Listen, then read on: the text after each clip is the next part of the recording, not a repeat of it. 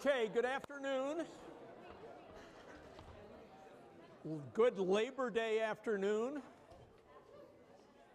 Were it not for this, where would you be today? There's a good twilight doubleheader at Yankee Stadium. Where would you be?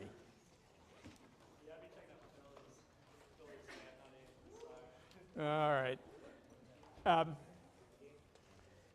It does seem strange that Labor Day comes in the second week of classes. We've got a lot to do today. I'm going to try to cover the following topics. First, we're going to look at the explosive change in the world economy, which is in midstream. Your handout is a snapshot of that. Then we're going to look at, heads up, there's a handout here, folks. Who doesn't have the handout? Okay, the source is up near the door here. And also Oh, in there. If you did plan one last time, So let's get the logistics out of the way.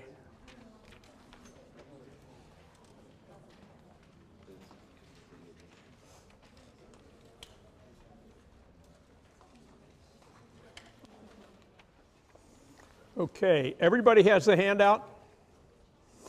Okay, let's begin organizing the day's work. I will begin by taking the snapshot you have in front of you and then using the data animation on the board to give you a sense of the dynamic process which is hidden in the static diagram before you. Our real interest is in the dynamic process, and the statics are just like, for example, a quote on the Dow Jones for 2:32 in the afternoon. It's a moving target, and the motion is what's interesting. So that's the first thing we're going to do. The second thing is to look at the dismal science of economics as conceived by Thomas Malthus, whose principal work appeared in 1798 and 1800, and which put forward a theory to the effect that nearly universal poverty was an essential and inevitable fact of human existence. Thank God he was wrong. Third, we'll look at Gregory Clark's exploration of Malthus's world. Clark is the author of Farewell to Alms, which I hope all of you have begun to find your way through. It's available at Labyrinth. And Clark is something of a curmudgeon, and he offers interpretations which should provoke argument.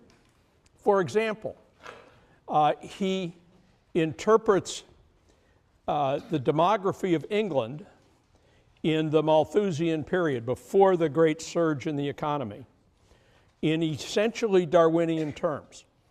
Darwinian both with respect to culture, so social Darwinism, but also with respect to biology. He flirts with the idea that the children of the wealthy were genetically superior to other children being born in early modern England, and that fact has something to do with why the great economic surge took place first in England, actually more broadly the United Kingdom. Finally, and this is a long agenda, finally, I'm going to look at economic biology, and in particular at what is called the world demographic transition. The world demographic transition it is as nearly regular as clockwork, and it takes societies from poverty, short lifespans, high birth rates, high death rates, to relative affluence combined with capital, relative affluence with long lives, low birth rates, low death rates. And lurking behind the diagram before you is the confluence of the great economic surge and the world demographic transition. So 45 minutes from now, we should be at that point. The diagram on the board is the work of Swedish economist Hans Rosling, and it is a data animation. It's set up as follows. Income per capita is on the horizontal dimension, and that income per capita is scaled logarithmically. I'll switch that out in a minute, but we'll start with the logarithmic scale. And on the vertical dimension is a linear scale for life expectancy at birth. And the bubbles represent countries. The larger the bubble, the greater the population of the country. The bubbles are color-coded to the map upper right. So all of the Western Hemisphere is shown in yellow, Europe and North Asia in orange, and so forth. And notably, Sub-Saharan Africa in blue. You'll also find special interest in the green bubbles representing the states of the Middle East. Now, let's just play this. It's a time series. It's 200 years of time series. The bubbles start here in the year 1806 and begin moving.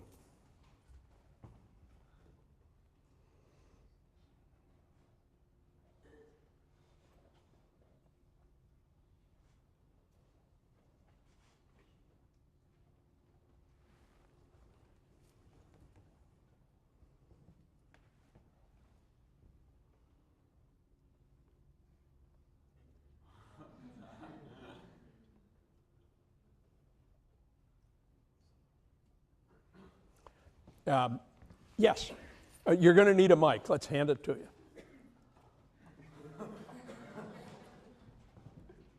Do the diagonal lines occasionally appear across the circles? Say again? Sorry, do the diagonal lines? Yeah, they cast doubt on data. While you're on stage here, what'd you just say? We just watched 200 years of development for a whole series of countries. What I thought some of the more interesting ones were the countries that either... Is he loud enough to hear in the back? Great. It showed a clear trend the entire time. Like there were a few yellow balls that sort of started overtaking all the other countries around them and surpassing them. And also there were a few that just sort of went up and down, in the exact same income per person for a long period of time for just sort of decades. Some of them seem stuck.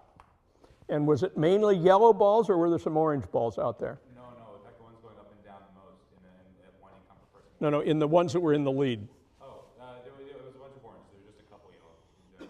Okay. Now, hand the mic to somebody else. We're just going to pass it around here and get people talking. No, don't hand it on. If you were going to describe to someone who wasn't here what the main pattern was, taking into account the two variables, what would it be? Generally movement toward the upper right-hand side. Okay, lower left to upper right. And lower left to upper right, since they're not here, they don't know what that means. For greater income per person as well as greater life expectancy. Okay, so there is something by and large good happening in the data. Now, there are, let's pass it on to Yale Egyptology here. Is the progress with respect to biology and wealth evenly distributed or not so evenly distributed? No, it's not evenly distributed because all the balls start down in the lower left-hand corner at the beginning, very tightly packed, while they all eventually move up a little bit to the right. Some are still quite far over to the left, and some are all the way up to the right. Do any actually go backward? Some might. There are. Okay, it's hard to ask you to remember all that it's It's a rather complex basketball game on the screen there. Could we hand it on? Would you, if you were a god or God's accountant, and you were God friendly to humankind, would you say by and large what you're seeing there looks like the world getting better? I would say so, because there was a general improvement, but at the same time, we see some of the other countries, mostly the purple ones, which are located in Africa. I think they're blue. Is it the, We have, okay. but yeah, yes. Wait, but compared to the other countries, even though overall the dots did shift toward the upper right-hand corner, but it wasn't evenly distributed. Okay, terrific. Pass the mic straight back, please. Do the dots or the bubbles show all the inequality involved with all the people in the world, or do they mask something? Let's take, for example, the enormous,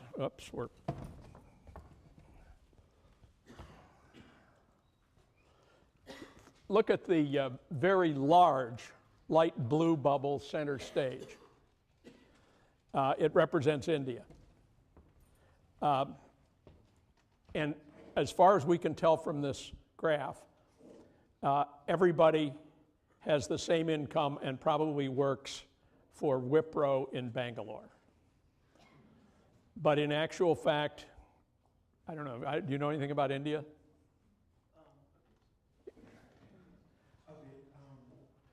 say it's the values are more of the average. Well, for example, if you go down to, let's say, India, one of the countries in Africa, there's still people classes of people who still are able, for example, to attain the quality of life that is available to a very high degree, while still like the countries which are way up there, there's still social classes. Okay, good. Now, we could infer from that that the vertical side, the vertical dimension of the world economy, can be thought of in two phases. One is the difference between countries, measured here by mean GDP per capita, and the differences within countries, which would be represented by an income curve or a wealth curve within each of the countries. And it turns out that there's quite a lot of inequality inside the bubbles, and that inequality is most pronounced in the countries which are in the early stages of getting rich. The general pattern, India is a good example, and the fiction work assigned for the course, White Tiger, is about that vertical dimension and how exhilarating it is on the one hand, and the crushing disadvantage it imposes on people who aren't part of the capitalist development story. Okay, now I want to change the diagram to get a little more finesse here. And now I have made the income curve linear. So it no longer exaggerates movement at the low end of the scale. And what I'd like you to do is watch this process and tell me what you think you're seeing. So these are the same data, just projected differently.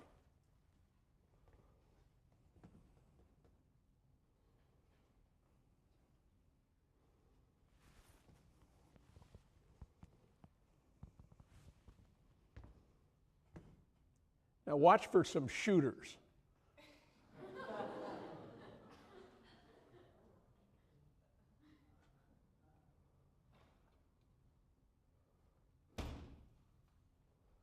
Now let me do the last half of that projection once more, and then we'll try to talk about it.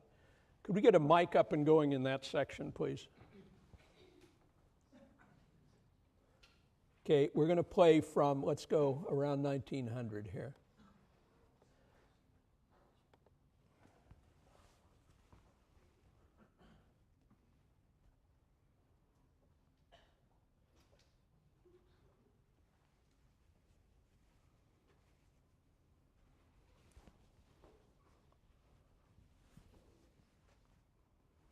Okay, so over here,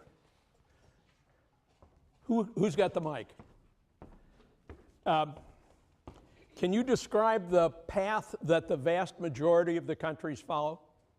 So most of the countries in the graph are experiencing rises in life expectancy, but until the past recent few decades, they were experiencing great increases. Okay, so what's just been said is that the majority of the countries show modest gains in income per capita and substantial gains in longevity. So they move vertically, more or less vertically, and then they pass second base, so to speak, and turn right across the income field. Let's run it once more.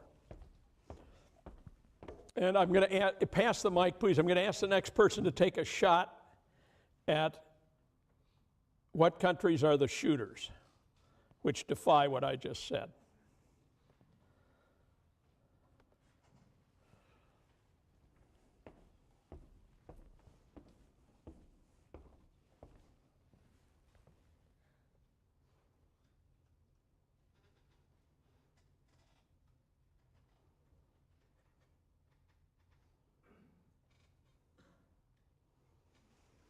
Who's got the mic? Who do you think those shooters are? Those shooters seem to be Europe and the Middle East and North Africa. Okay, is there, what are the, how would you go about getting huge gains in income per capita without going through the prior step of having people live quite a while? How would you get, what might make that feasible? Especially for the green countries, it seems that GDP per capita really spiked in a few decades. Okay, don't hold us in suspense. The green countries might have a lot of oil. Okay, so the oil states, if you bracket the oil states, you've got a very general worldwide pattern of modest gains in income combined with substantial gains in public health, followed by continued gains in public health, though at a decreasing rate, combined with large gains in income per capita. Now, notice that the point made 5 minutes ago still holds. When I say that the GDP per capita of a country doubled in a period, does it mean that the GDP of most people in that country doubled? And the answer to that, can we get the mic to center? Well, I'm sorry. Where's the mic here? There we go. Yep, go ahead. Not necessarily, because the chart doesn't take into account income inequality within the country itself. Okay, and let's think of the oil states for a minute. What generally happens to the vast share of the large shares of revenue from oil extraction in the middle decades of the 20th century, which is what we're talking about?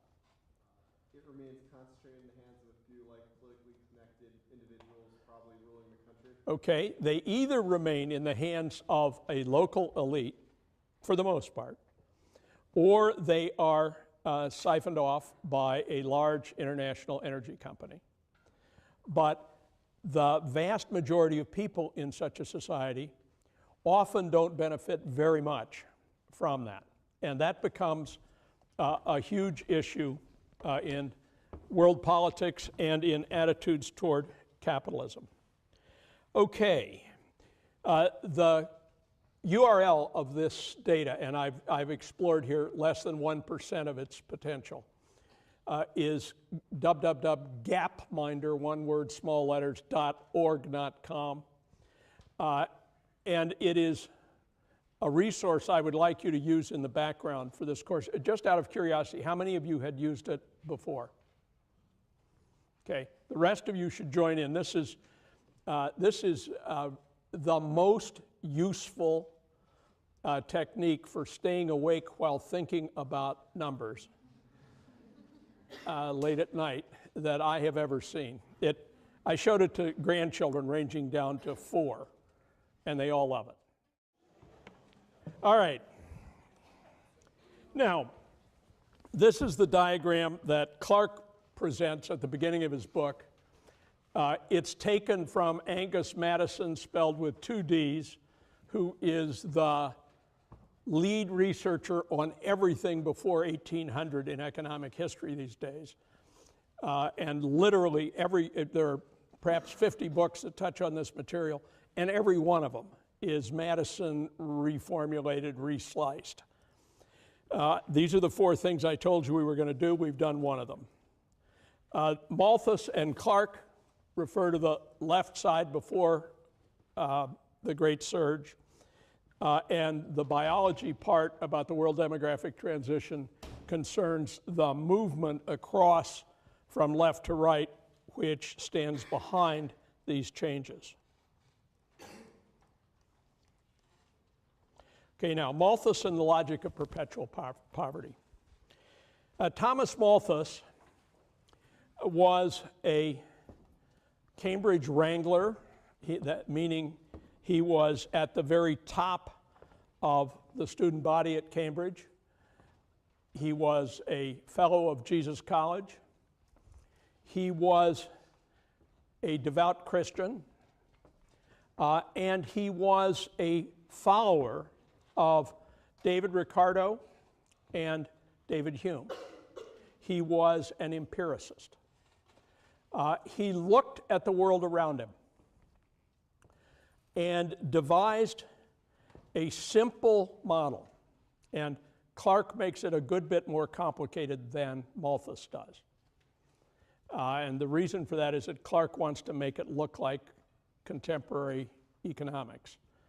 And the actual equilibrium story is very different from the equilibrium story in Microeconomics 101. The influence of David Ricardo. There were 3 great classical economists: Adam Smith, whom we're going to study on Wednesday, David Ricardo, whom we're not going to study, and Karl Marx, who we're going to study in a week. The contribution of Ricardo to Malthus was that Ricardo had devised what he called the iron law of real wages. And the gist of that was that no matter what the technology, no matter what the demographics, the inflation-adjusted wages paid to unskilled labor would always tend toward the bottom of the scale we've been looking at, would always tend toward the level of mere survival or subsistence, as they say. And in the back of Malthus's thinking is both Ricardo's iron law and the empirics of 200 years of stagnant wages, which the English working class had experienced. So Ricardo's main intuition had to do with 2 forms of arithmetic progression. On the left, counting by hundreds, from 100 to 1,000, in the production of goods. In the center, counting by doubling at each cycle the population of the same society. And on the right-hand side, product per capita, derived, obviously enough, by dividing the one by the other. And let's say the subsistence point is half a bucket per person. You then, this was Malthus's big point, that everything progresses until you get to the point where people begin to fall below subsistence level. And with a very unequal distribution of income, which was inevitable in this period, as it is inevitable in the present period, or nearly so, you would find a solution. Well, what would be the solutions? There are two main kinds of solutions. One, let's generate a lot more production. Let's get the scale of production to not be a linear flat line, but get it to do this. Get production to go north in the same way population does. And Malthus asserted that that couldn't be done. Now we'll see, and we know in our own experience that he was mistaken. Production has done exactly that through the introduction of capital-intensive production. The pessimism in this scenario can be linked to a correct intuition about England or any other agricultural society in the period from, let's say, 1200 to 1800. That's the period Clark chooses. The first thing that strikes you about this is they're not making land anymore. Only the Dutch make new land. And so you're going to deal with a fixed total of arable land. And you have, and let's assume that you have a growing population. The land mass is static, the population is growing. Let's just assume that for the moment. And assume it's growing in a Malthusian way. And let's imagine this is actually a photograph of berry pickers in Poland in the year 1909. All the visual images here, or virtually all the visual images here, come from Wikipedia Common. And since we're being filmed, that's important so that we don't violate anyone's copyright, because everything on Wikipedia Common is public domain.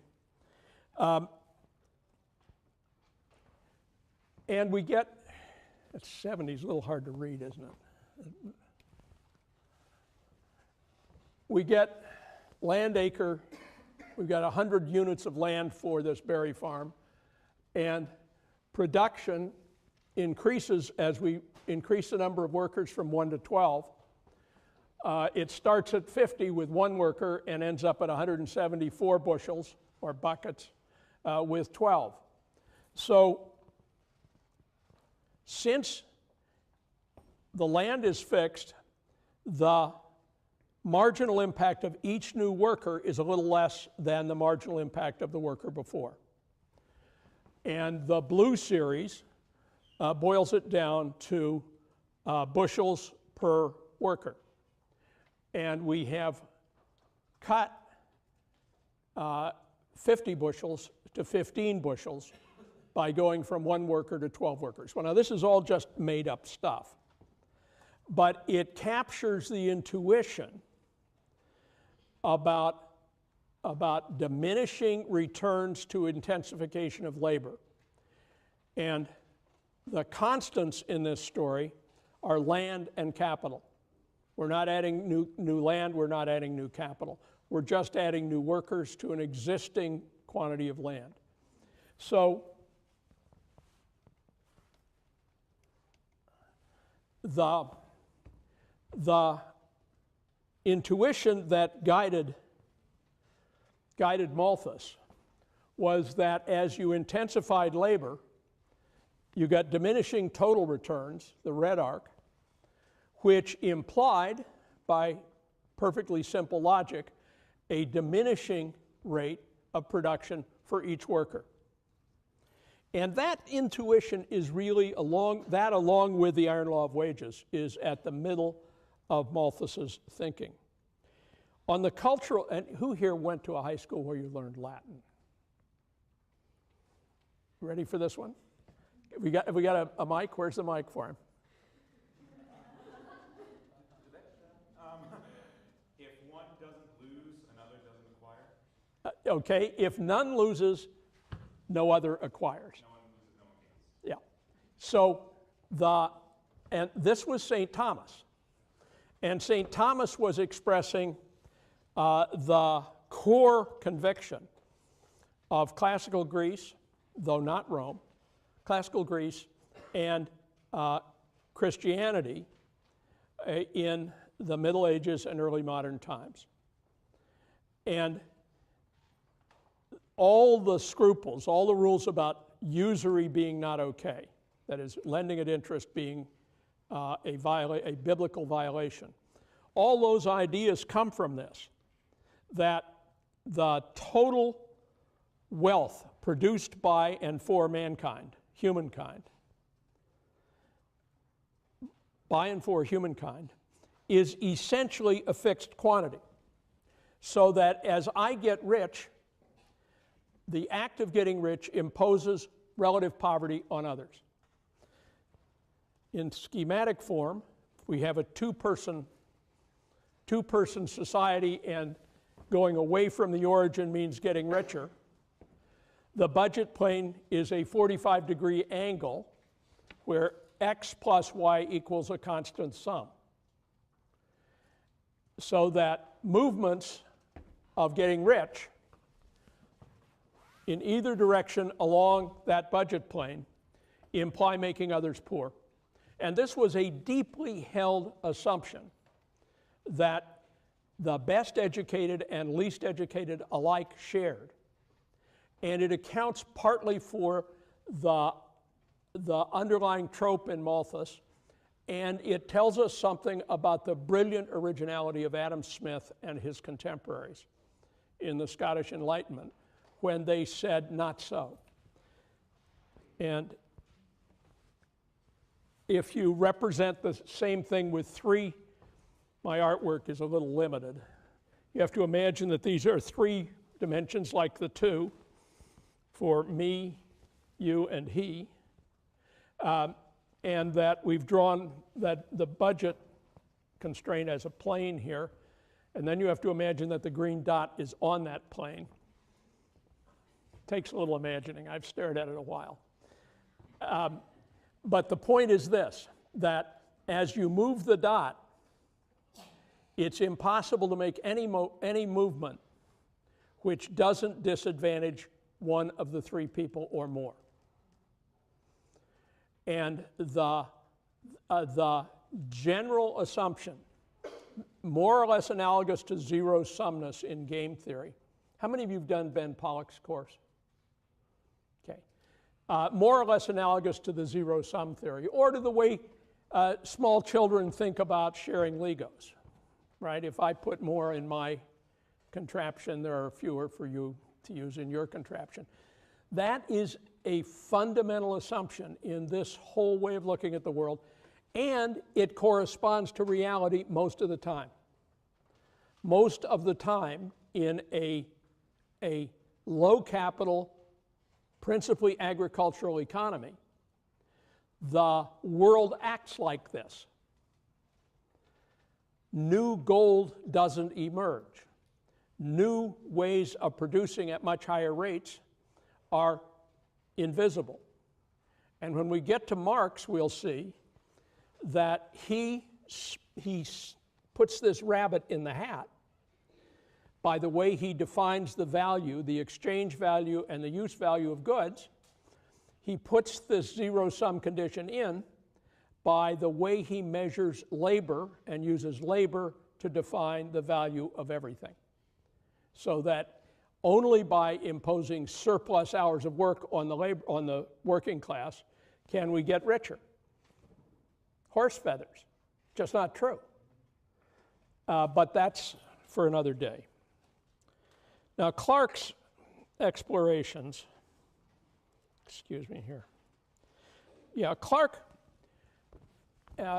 who's had an hour or more with Clarke?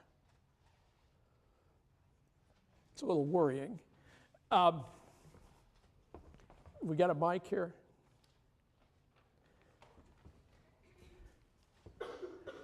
Is it on? What do you think? Do you like Clark or not like him? Very interesting. I think he writes very well. It's convincing and very clear. Okay. He's convincing, he's clear, he is empirical, right? There's some kind of a chart or table for everything. And he is opinionated. It's not the kind of cool dispassion that, let's say, Rick Levin might value in an economist. It's a much more heated style of argument. I actually think he's sometimes a little off, but he's making the argument in a really interesting way. And one of the things he does is shown in this chart, which is taken from, I believe, page 31 in his book. And this is total population on the vertical dimension, income per capita on the horizontal dimension. The red dots represent estimates taken once every 10 years between 1200 and 1600. And they form an interesting pattern. He combines this with something else, so it's hard to find, but if you decombine it, it's almost as if there were a budget plane here. And you can move up and down the budget plane, but not through it. So that the total, these dots move in a way that could be explained Malthus-wise, or St. Augustine-wise, by assuming that there is a fixed total, and you can use it to feed more people worse, or fewer people better.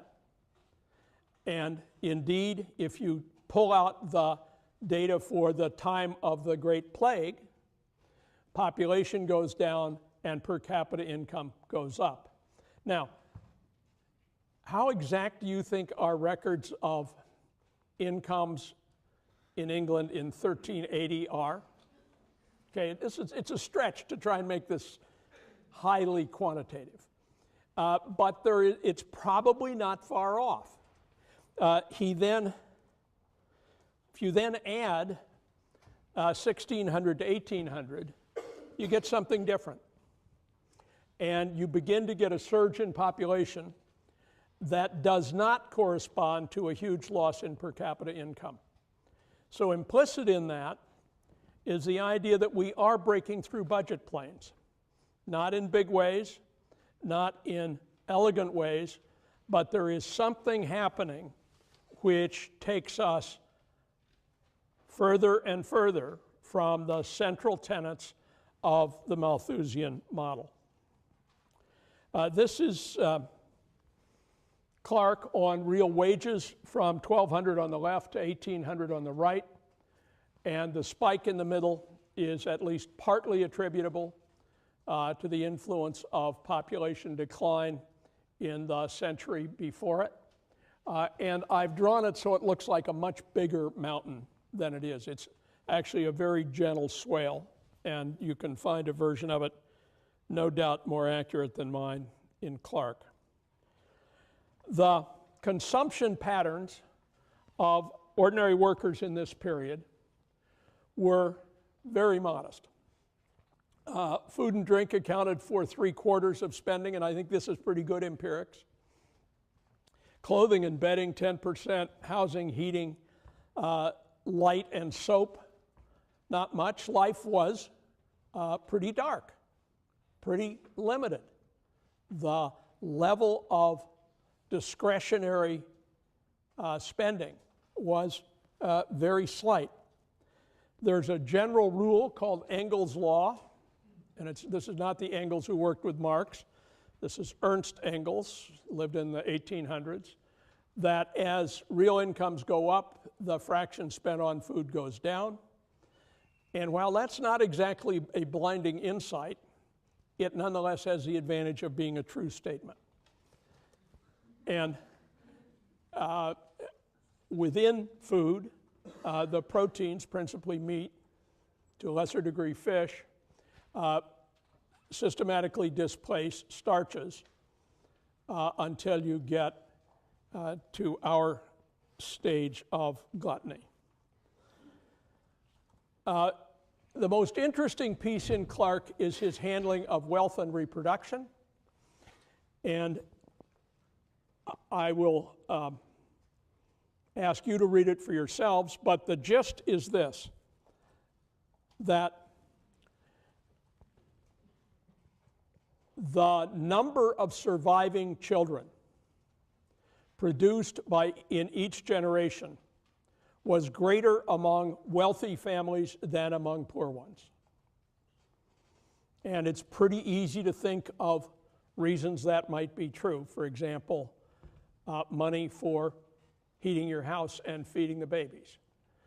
But the point that Clark makes of that is more controversial. Clark wants to say that a cascade of children born at the top of the pyramid, a cascade of those children were forced to be downwardly mobile for a long period of time, populating each level of British society with adults who had begun life with the advantages of being on top. And it's easy to make up a story, which Clark does, to the effect that the energetic effort you might expect from those people who had been pushed down might increase the intensity of effort and competition in the economy. He then makes a series of gestures toward biological Darwinism, to the effect that Britain led the Industrial Revolution because it had a disproportionate number of very able people, and the assumption here is that the rich were more able than the poor. It had a disproportionate number of very able people in all the levels of the pyramid. Now, the empirics on that one are really thin. There's an awful lot of vapor in the intellectual process there. And this is characteristic of Clark, he's really interesting in throwing out thoughts that should provoke an argument. And I should think you should be able to generate arguments among yourselves on that topic. Now, biology gone good. And I'm going to tell this one in words and then give you the diagram. In every society, in the Malthusian phase, life is short and babies are plentiful, so that a typical household might have 8 or 10 children, of whom perhaps 3 or 4 might survive into adulthood. And having survived into adulthood, many would die at your age or something like it. And the throughput of human beings was extremely fast. That's a way to think of it in relation to total population. Then the death rate falls. And when the death rate falls, the birth rate does not respond right away. In fact, it takes several generations, typically, for birth rates to adjust to falling death rates. The consequence of that, there were several, but the most fundamental for us is that the population of the world went north very rapidly. You're having lots of babies and people are living long lives. Then, ultimately, the birth rate does fall. And when it falls, we have both the birth rate and the death rate at low levels. So people live long lives, and the population of their societies becomes more or less static again. It is then possible to go one step beyond that. And the one step beyond that is that the birth rate overtakes the death rate on the low side, and the society begins to do two things at once: to become smaller and to have a higher and higher fraction of very old people. And can anyone name a society that is in that stage? Yes. Japan, fine. Japan is there. Russia is pretty much there. Much of Italy is right on the edge of that. Much of Eastern Europe is there. Now the picture.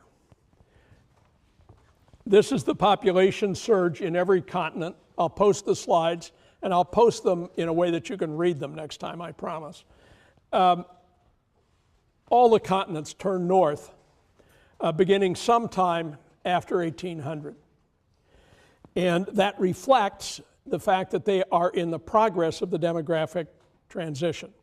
Now, this is a conventional representation of the transition in 4 phases. In the first phase, we have death and birth rates somewhat unstable, but steadily high. Then the death rate falls. The major cause is clean water. Clean water, household hygiene, a little bit higher calorie diet, and at the later stages, some aspects of modern medicine. The birth rate doesn't adjust, and phase 2 consists of the period when the death rate is falling fast and the birth rate remains more or less constant at a high level. Then phase 3, the birth rate is now stable at a relatively low level, and the birth rate is falling to meet the death rate. And then in phase 4, you've got both of them at relatively low levels. Now, we come back at this point to the picture we began with. And much of what you see in this diagram, and much of what you saw in the dynamic animation at the beginning of the hour, consists of passage through the demographic transition. And most of what you see on the left third is societies that are in stage 2 or early in stage 3. Most of the middle is phase 3, where the birth rate is falling, but you're still building population. And the prediction is that we are going to build the world population from a little under 7 million to about 8.5 million before you guys are my age. And mostly stage 4 out on the right. Now, the pertinent fact that you need to carry forward from that last little piece is this. The world demographic transition has happened in a sequential fashion, so there are temporal offsets. And societies that are in phase 4, low birth rate, low death rate, tend to have a lot of capital and tend to be short on cheap labor. And societies that are in phase 2 or phase 3 tend to be long on cheap labor and short on capital. And the dynamic of world trade, which is such an important part of capitalism, is a way of arbitraging between early and late phases in the world demographic transition, so that cheap labor maximizes its value by being combined with capital from phase 4 societies. On Wednesday, we'll come back to the 18th century with Adam Smith, who is, in my view, the greatest of all writers on economy and society.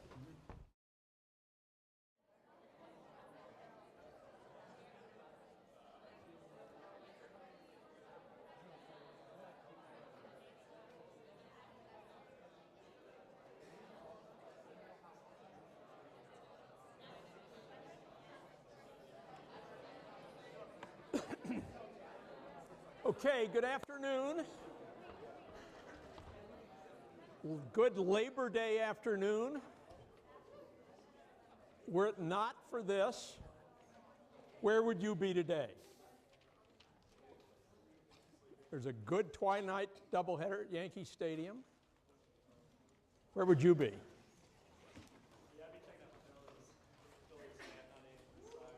All right. It does seem strange that Labor Day comes in the second week of class by Thomas Malthus, whose principal work appeared in 1798 and 1800, and which put forward a theory to the effect that nearly universal poverty was an essential and inevitable fact of human existence. Thank God he was wrong. Third, we'll look at Gregory Clark's exploration of Malthus's world. Clark is the author of Farewell to Alms, which I hope all of you have begun to find your way through. It's available at Labyrinth. And Clark is something of a curmudgeon, and he offers interpretations which should provoke argument. For example, he interprets the demography of England in the Malthusian period, before the great surge in the economy, in essentially Darwinian terms. Darwinian both with respect to culture, so social Darwinism, but also with respect to biology. He flirts with the idea that the children of the wealthy were genetically superior to other children being born in early modern England, and that fact has something to do with why the great economic surge took place first in England, actually more broadly the United Kingdom. Finally, and this is a long agenda, finally, I'm going to look at economic biology. Okay, everybody has the handout? Okay, let's begin organizing the day's work. I will begin by taking the snapshot you have in front of you and then using the data animation on the board to give you a sense of the dynamic process which is hidden in the static diagram before you. Our real interest is in the dynamic process, and the statics are just like, for example, a quote on the Dow Jones for 2:32 in the afternoon. It's a moving target, and the motion is what's interesting. So that's the first thing we're going to do. The second thing is to look at the dismal science of economics as conceived. We've got a lot to do today. I'm going to try to cover the following topics. First, we're going to look at the explosive change in the world economy, which is in midstream. Your handout is a snapshot of that. Then we're going to look at, heads up, there's a handout here, folks. Who doesn't have the handout? Okay, the source is up near the door here. And also clearly some more. Oh, and there. If you did plan one last time, So let's get the logistics out of the way.